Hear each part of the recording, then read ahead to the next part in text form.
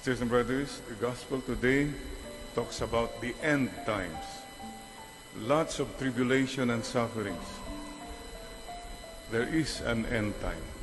Nakakatakot po ang description. And I think you can relate with this as we are anticipating the arrival of Super Typhoon Pepito. And there's always fear. I can imagine po, bagbaha, papasok na naman ng tubig sa mga ibang bahay. O kaya iakyat na namin palagi yung refrigerator, baka mabasa kaysa isang refrigerator. These are the fears we all have. Siguro yung mga mayayaman, wala lang, okay lang.